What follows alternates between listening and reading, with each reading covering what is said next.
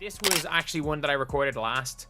And I'm like, I have a video talking about there's something wrong with the Fever and how they look defeated, everything. And I still stand by those videos, especially because some of them are reactions at the time, right after the game. So, I mean this when I say this. Fire Stephanie White yesterday. Like, fire her yesterday. And the reason why is not that Stephanie White is a bad basketball coach. It's not that Stephanie White is a bad motivational speaker. It's not that Stephanie White has done a bad job defending her players. It's not any of that. It's that Stephanie White and Caitlin Clark fundamentally have different understandings of the sport of basketball. Thought last week's WNBA drama was wild? Buckle up. Linn Dunn just dropped a scorched earth rant aimed directly at Stephanie White, accusing her of turning Caitlin Clark into nothing more than a glorified floor spacer. And no, she didn't bother with subtlety. From chaotic play calling to baffling rotations, Dunn pulled no punches. This isn't just coaching criticism, it's a full-blown Indiana implosion. And fans are eating it up. Why is the league's most electric scorer being treated like a role player?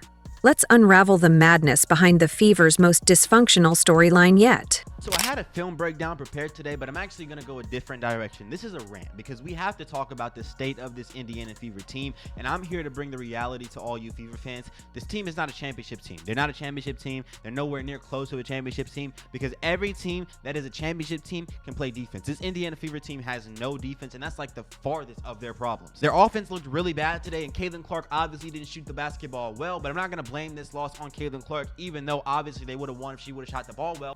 Linn Dunn didn't just wake up and choose chaos. She unleashed a full-court press of frustration and fire. Watching Caitlin Clark jog the arc like she's tracking steps for a wellness app while the Indiana Fever stumble through an offense that screams group project gone wrong? That was her last straw.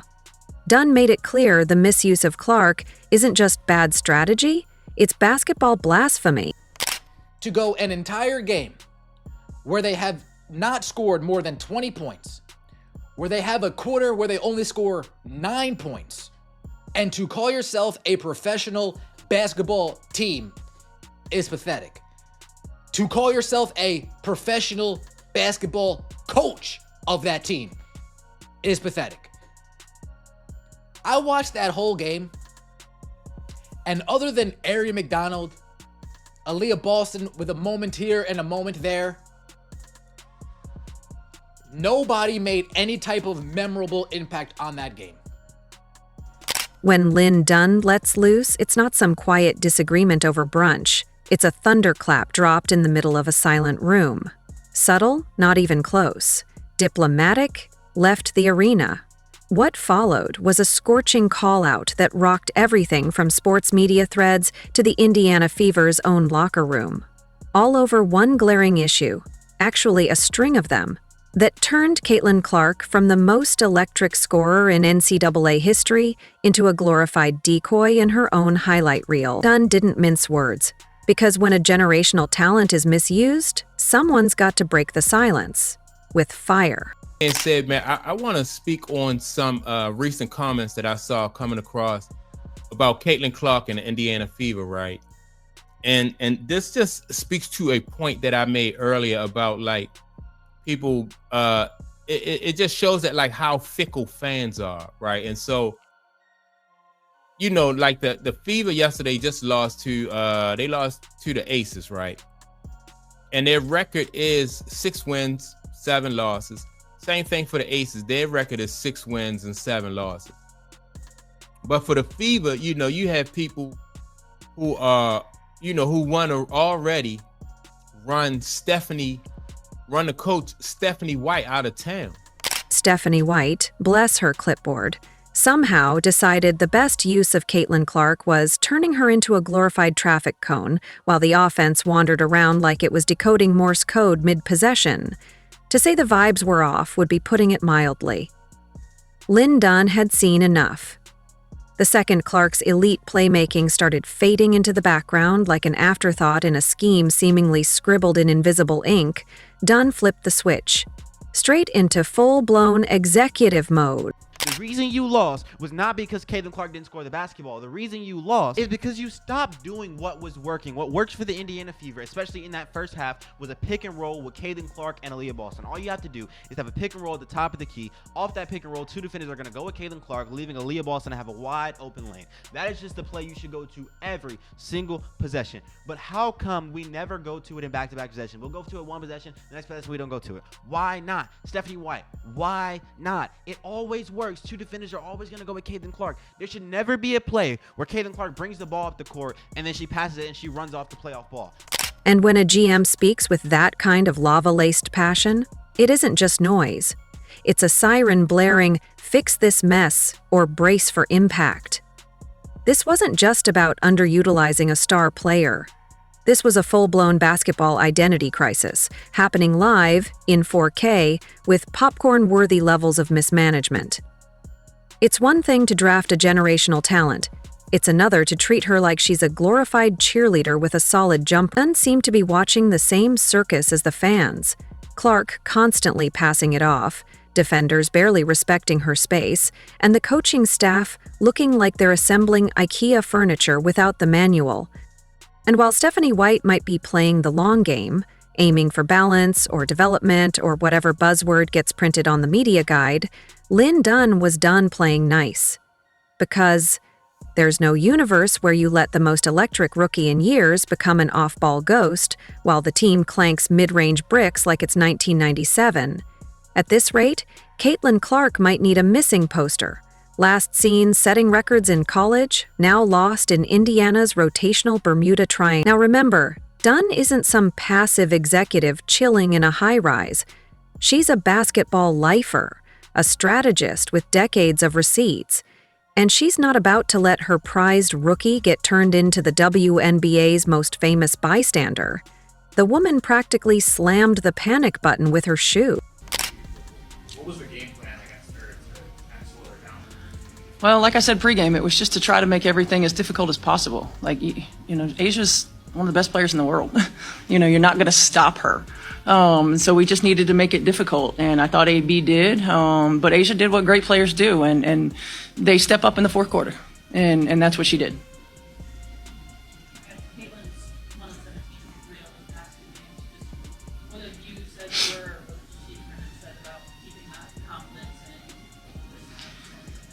Yeah, I mean, I think the biggest thing is what we have to do as a staff to get her better looks, like higher quality looks. Every game plan is going to be to make her score inside the three-point line. So what was the game plan? That's the problem. There wasn't one. The Fever looked like they were playing improv theater with a basketball. 1 minute, Clark's sprinting like she's about to do something electric. The next, she's just chilling in the corner while a teammate bricks another ISO attempt like it's a team tradition. And you could see it on Clark's face.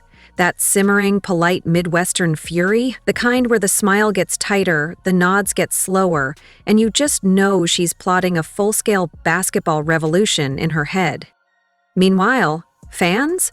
Oh, they went full Sherlock Holmes. Frame-by-frame video breakdowns, conspiracy-level diagrams, arrows pointing in all directions, wondering if Stephanie White was conducting an experiment to see how many times you can misuse the most gifted shooter in women's basketball before a GM physically combusts. And then there's the irony.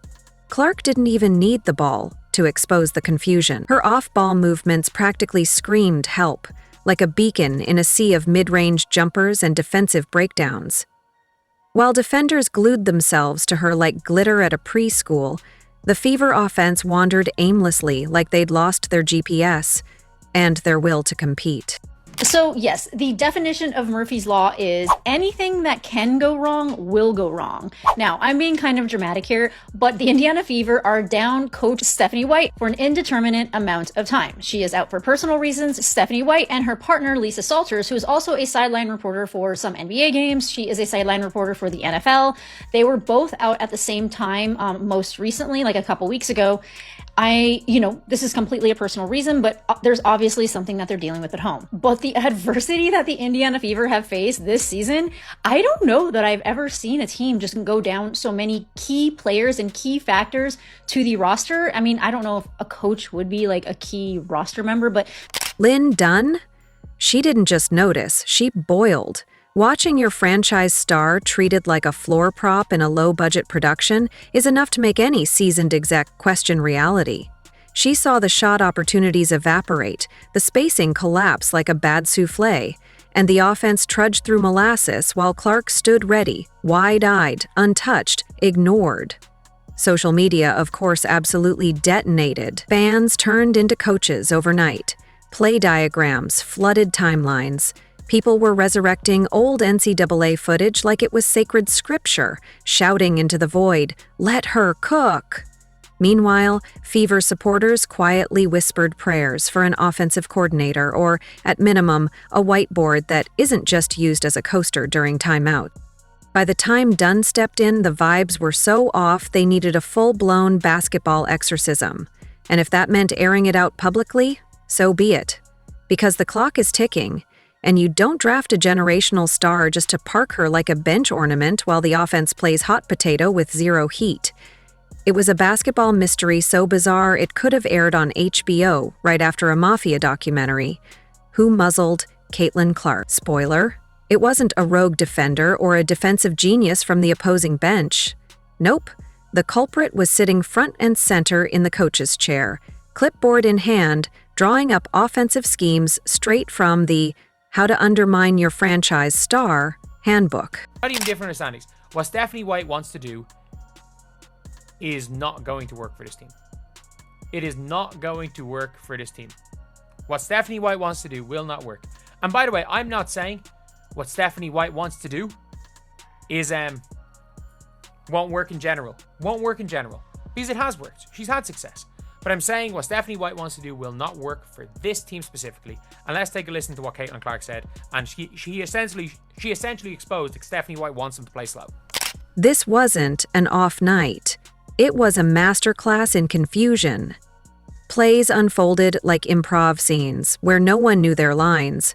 Imagine giving Picasso a paintbrush, then duct taping his hands behind his back and telling him to just supervise while interns finger paint.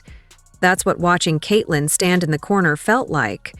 Meanwhile, fans across the globe had a collective meltdown that could have powered a small city. Reddit threads multiplied like conspiracy theories during a power outage. Memes exploded. Analysts, former players, keyboard coaches, everyone threw their 2 cents into the inferno. Was this some avant-garde strategy? Or just an Olympic-level fumble of coaching common sense? And then, enter Linn Dunn, channeling the spirit of every frustrated fan who screamed at their TV in disbelief. This wasn't just a concerned executive peeking in from the sidelines. This was a basketball intervention disguised as a reckoning. A legacy figure finally snapping like a dry erase marker at halftime. She didn't mince words. She didn't throw glitter on the issue and hope it shimmered away. No, she lit it up like a fourth-quarter comeback with everything on the line. Caitlin Clark isn't on this roster to hand out assists like Halloween candy. She's not a decoy. She's a flamethrower. And keeping that flamethrower holstered while the team struggles to make layups, that's not strategy, that's sabotage. About the difference we've seen from Caitlin Clark since that Connecticut Sun game. I think she is partly sick, but there are also a lot of other issues going on. She's been a completely different player. And I don't mean just missing the threes. There is no fire there. There's no arguing with the officials. There's no getting the crowd revved up. It seems like she's almost checked out, resigned herself to being less than in order to please a coach that wants to take away Caitlin Clark's strengths. I don't know how else to describe it at this point. As you can see in this picture, I saw this. I want to share this because this just gave me flashbacks to early last season. Now, of course, Christy Sides doesn't have the ego that Stephanie White does, and she recognized what was going on and basically eventually post-break gave Caitlin Clark the keys and said, do your thing. But, does Caitlin Clark look okay? And Steph yelling in her ear, nope, absolutely, she does not look okay. Suddenly, the silence broke. The noise got louder. Everything shifted. The basketball world sat up straighter. The vibe was clear. This wasn't going to slide under the rug. Not with Dunn stomping around like an accountability tornado. She reminded everyone what's at stake here: wins, respect, and maybe even the future of the franchise. So now, with the world watching and the locker room tension thick enough to slice with a Gatorade bottle cap, all eyes are on White. Systemic mismanagement. Because what we were watching wasn't development, it was denial, like trying to house train a lion. And Clark is the lion. Now, let's be fair. Coaching a rookie is hard. Coaching a phenom with a target on her back? Borderline impossible. But you know what's worse? Ignoring the generational weapon you have and hoping no one notices she's being used like a decoy in her own highlight reel. And look, Stephanie White has credentials. She's no slouch. But somewhere between the whiteboard and the actual game, something got lost in translation. Maybe she thought easing Clark in slowly would keep expectations low. Maybe she wanted to protect her from burnout. Or maybe she forgot the cardinal rule of coaching. When you have a cannon, you don't use it to roast marshmallows. I'm sorry, but this is a regular season game. There's no player that's going to be that depressed about a loss. The emotion that she's having right now, that's emotion that you have when you lose a championship. But they didn't lose a championship. So it's only one other thing. It's the coach. I knew something was up, y'all. I played basketball all my life. I played point guard. There was something off about Miss Caitlin when I was watching that Aces game. And I couldn't put my finger on it. It just seemed like Miss Caitlin, she was definitely unmotivated. She looked defeated the whole game. She didn't look like she was having fun. And that is always because of the coach. The WNBA isn't a charity league. These women play to win. And the Fever have a once-in-a-generation opportunity, one that fans have been begging for. They didn't pack out arenas to watch Clark pass the ball to players who treat the rim like a haunted object. In the locker room, tensions are percolating like a mid-season trade rumor. You can practically hear the inner monologues. Why is our best player acting like a decoy while I'm out here launching contested jumpers like it's 2013? Which, at this point, it kind of is. And the verdict? Stephanie White might want to update her resume. And then, like all great sports dramas, the plot twisted. Because suddenly, whispers started flying. Lineup shakeups, new rotations, a shift in offensive philosophy. It was as if Dunn had walked into a team meeting with a flamethrower and said, "Let's try not ruining our future for a change." All right, Fever fans, it's time to have a very difficult conversation. One that we don't really want to talk about. The question is, what are we going to do about Stephanie White? You know, a lot of you were screaming, get rid of Christy Sides. For Stephanie White, you were happy, you were excited, you were stoked. But I think Stephanie White has a lot to do with this team's failures. Some of you out there, of course, will put this on Caitlin Clark's play in the last couple games. But I put it on the scheme. I put it on the game plan. Because a really, really, really good coach looks at its talent. Kelsey Mitchell, Boston, Caitlin, and go, they make a game plan to make that work. Next game, Clark had the ball more. Not full reign, but enough to make fans exhale slightly. Still, the damage had been done. The whole saga turned into a case study on how not to handle generational talent. And White's coaching credibility? Well, let's just say it took a hit so big, even the G League felt it.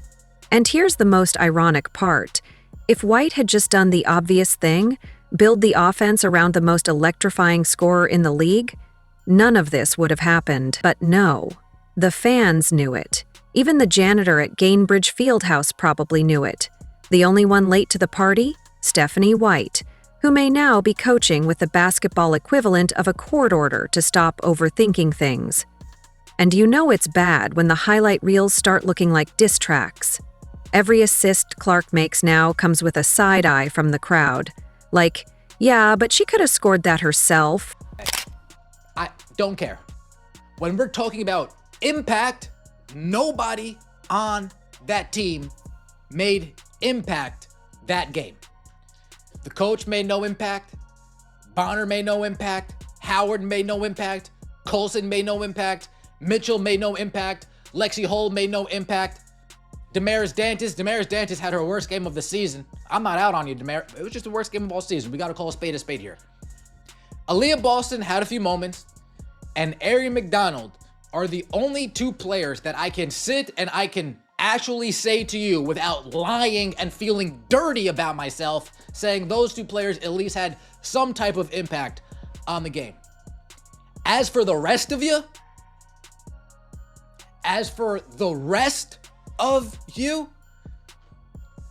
you need to give Kelly Krauskopf back your money. The Fever front office, watching the online chaos, had two choices: double down on disaster, or listen to the woman with a Hall of Fame resume and zero tolerance for strategic malpractice. Thankfully, they chose the latter. And so, the new era begins. Sort of. We're not at Clark Unleashed levels yet, but we're inching there. Slowly, like a toddler learning to ride a bike while the crowd chants, "Just let her sprint already." Because let's be honest. So here we are, on the brink of what could either be the greatest rookie breakout story since sliced bread, or a cautionary tale about coaching paralysis. But if there's one thing we know for sure, Linn Dunn does not play when it comes to basketball brilliance being wasted.